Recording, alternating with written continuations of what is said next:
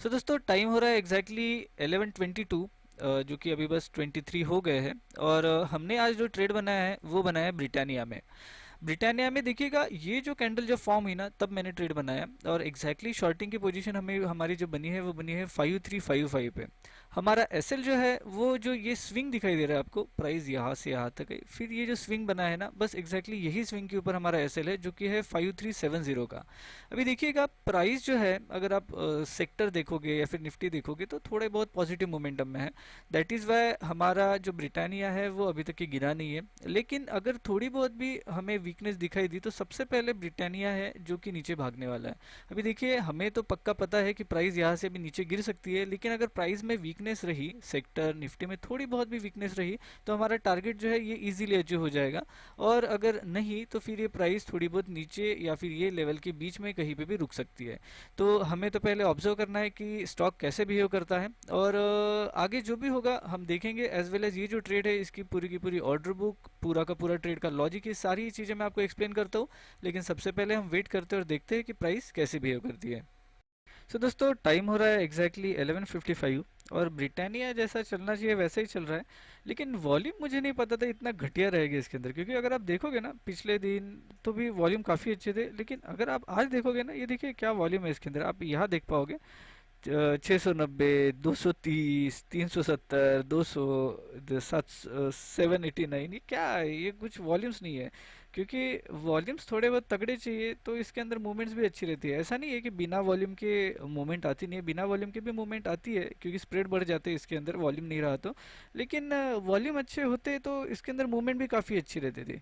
लेकिन चलिए कोई बात नहीं। अभी ब्रिटानिया जैसा चाहिए वैसा भागना शुरू कर दिया है, धीरे धीरे नीचे आ रहा है। एक इसको हर्डल जो है ना वो इसकी ओपनिंग प्राइस हो सकती है, लेकिन तो भी हम इसको छोड़ देंगे। और जो मैंने टारगेट आपको बताया था 5305.50 का, तो उसको मैंने मॉडिफाई करके 5306, मतलब एक 50 पैसे ऊपर लाया है। तो ये भी हमारा 1:3 के ऊपर का ही रिस्क रिवॉर्ड है। लेकिन अभी हम वेट करते हैं, और हमारा ये जो बिना वॉल्यूम का जो स्टॉक है ब्रिटानिया, ये कैसा भागता है उसको ऑब्जर्व करते हैं, और फिर मैं फिर से आगे वीडियो रिज्यूम करता हूँ। सो दोस्तों टाइम हो रहा है एग्जैक्टली 2:50, और ब्रिटानिया में मैंने मेरा एग्जिट बना लिया है। अभी देखिएगा दोस्तों, सेम लॉजिक से मैंने लास्ट वीक ट्रेड किया था, तो मुझे 1:3, 1:4 का रिस्क रिवॉर्ड मिला। आज भी मैंने वही लॉजिक से ट्रेड किया, लेकिन आज प्राइस भाग नहीं पाई। अभी देखिएगा, एंट्री बनाने के बाद, एसएल लगाने के बाद हमारे हाथ में नहीं होता है कि प्राइस कैसी भागेगी। अभी देखिए, मैंने स्टार्टिंग में ही आपको एक्सप्लेन किया था कि अगर हमको निफ्टी ने थोड़ा बहुत सपोर्ट दे दिया तो प्राइस अच्छी खासी भाग सकती है, लेकिन इसके अंदर ऐसा हो नहीं पाया, और प्राइस एक रेंज के अंदर फंसी रहेगी, और जैसी मूवमेंट देनी चाहिए वैसे उसने दिया नहीं है। अभी बहुत बड़ा वॉल्यूम आया है, अभी इसके बाद प्राइस क्या करेगी हमें पता नहीं। अगर मैं मेरी ऑर्डर बुक दिखाऊँ ना, सबसे पहले देखिए पोजीशन बुक देख लीजिए। Britannia quantity zero, average zero, M2MB zero, और सारी चीज़ें यहाँ पे जीरो जीरो ही है। क्योंकि अगर मैं मेरी ऑर्डर बुक दिखाऊँ, इसे रिफ्रेश कर दूँ, तो आपको पता चलेगा जहाँ पे मैंने एंट्री बनाई थी ना सेल की, वहीं पे मेरा एग्जिट है एग्जैक्टली। और ये हमारा एसएल जिसको मैंने कैंसिल किया है। अगेन इसको रिफ्रेश कर देता हूँ, और ब्रिटानिया का ट्रेड, अभी ये जो लॉजिक है ना, ये जानने की कोशिश करते हैं। क्योंकि यही सेम लॉजिक से अभी मैं कल फिर से ट्रेड करने वाला हूँ, और मुझे पता है कि यही सेम लॉजिक्स काम करते हैं मार्केट में। सिर्फ हमारा एम जो होता है ना वो होता है एसएल बचाना। और अगर आप देखोगे, एंट्री लेने के बाद, एसएल लगाने के बाद, कभी हमारे एसएल को हिट किया ही नहीं, और प्राइस पूरे दिन भर ये एसएल के नीचे ही, मतलब ये हमारे रेंज के नीचे ही रह गई।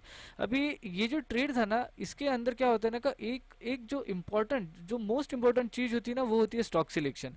और स्टॉक सिलेक्शन अगर आपका बराबर है ना, तो मैं हमेशा बोलता हूँ कि स्टॉक सिलेक्शन अगर बराबर होगा ना, तो एंट्री आप कोई भी मेथड से लीजिए, आपका स्टॉक भागना ही भागना है, और आपका एसएल होना ही नहीं है। देखिए, आज के स्टॉक सिलेक्शन में एक प्रॉब्लम ऐसा था कि हमें जो सपोर्ट चाहिए था हमारे सेक्टर से या फिर निफ्टी से, वो नहीं मिल पाया। दैट इज़ द स्टॉक भाग नहीं पाया। लेकिन हमारे स्टॉक्स हरदम भागते हैं, क्योंकि हमें पता है कि हमारे एक ही लॉजिक रहते हैं, और वही लॉजिक से हम ट्रेड करते हैं। अभी देखिएगा, आज के ट्रेड का लॉजिक क्या था। जब भी कोई सपोर्ट या फिर रेजिस्टेंस होता है ना, एक बात ध्यान में रखिएगा, जब भी कोई सपोर्ट एंड रेजिस्टेंस होता है ना, उस प्राइस सपोर्ट से सपोर्ट लेगी और रेजिस्टेंस से रेजिस्टेंस लेगी। ये तो सिंपल लॉजिक है।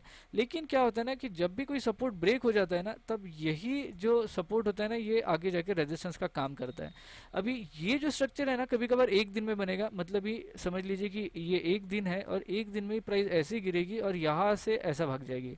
और कभी कभार ये जो स्ट्रक्चर है ये 2 दिन में बनता है, और 2 दिन में यानी क्या, तो एक दिन प्राइस नीचे गिर जाएगी और दूसरे दिन प्राइस यहाँ जाके ऐसे गिरेगी।